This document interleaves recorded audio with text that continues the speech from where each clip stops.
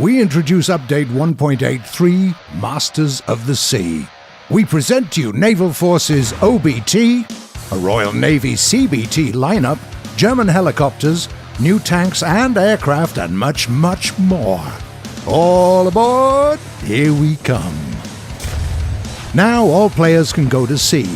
The developers at Gaijin worked hard for several months shoulder to shoulder with players from the closed beta to make Naval Forces a better experience. A lot of things changed during that time. Firing mechanics, visuals, damage models. We added and tested the fleets of three major naval powers, the US, the USSR, and Germany.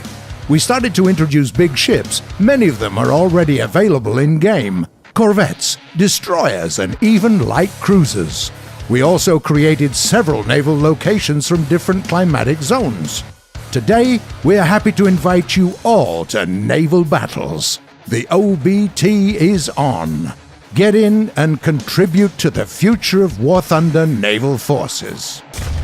The existing three nations are joined by the mighty Great Britain, the very country hailed as the mistress of the sea for many long years, and not without reason. The ships of the British Navy are justly considered to be among the best of the best. We're starting a CBT for the British Naval Forces. The Brits are getting a pretty big lineup, including torpedo boats, light cruisers, and everything in between. Torpedo boats and gunboats of the Fairmile family, one of the most heavily produced boat designs of World War II, will be a common sight at low ranks. The Fairmile DMTB 5001 is one of the vehicles granting British Fleet CBT access. Apart from torpedoes of two types, it also carries a full battery of autocannons and AA guns. It's the best ship to get you acquainted with the British. The SGB 304 Grey Fox is a gunboat, designed specifically to combat German S-boats in the Channel. What's interesting is, as opposed to most of its peers, this dangerous gal is running on steam, not on diesel or petrol. Two steam turbines allow the SGB to reach the speed of 35 knots, or 65 kph. This gunboat is a heavy hitter as well, coming with an array of 76mm, 40mm, and 20mm cannons, and also torpedoes. At mid to high ranks, you'll get to play with considerably bigger ships. Among them are probably the most well-known British destroyers of the era, the warships of the Tribal class. There are several destroyers of this family in the British tech tree. One of them, the mighty HMCS Haida of the Royal Canadian Navy, did not just serve through World War II, but also took part in the Korean War. This is a true veteran of the Commonwealth. Not only did it combat enemy warships and submarines, but also destroyed a North Korean train. The HMCS Haida is the other warship which grants access to the British Fleet CBT as a part of its own naval pack. It's an excellent vehicle ready to take on the most dangerous of foes. Battle-class destroyers, also available in a few different variants, come outfitted with highly effective versatile guns capable of firing proximity fuse shells. These destroyers will be the most advanced ships of this type in the British lineup. The HMS Enterprise is the British light cruiser, and one of the most powerful warships currently available in-game. This monster is clad in armor up to 3 inches, that's 76mm thick, and has 7 6-inch 152mm cannons, a few 4-inch 102mm naval guns, and torpedoes.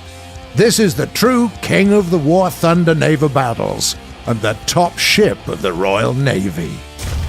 Masters of the Sea is not just about ships. We're also proud to present the German helicopter tech tree and the first German helicopters in the game.